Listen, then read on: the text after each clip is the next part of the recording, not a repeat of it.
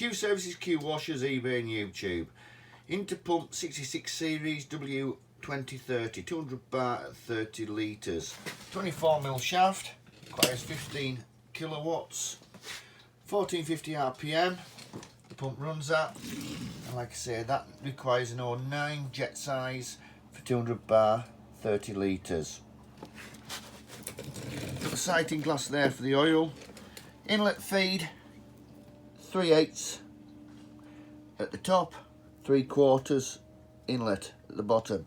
So 3/8 high pressure outlet. There at both ends, you can use either side.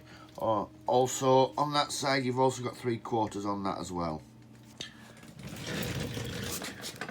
Bung at the back to drop the oil, and also another sighting glass halfway up. Thank you very much. Q Services, Qwashers, eBay and YouTube, W2030, 200 bar, 30 litres.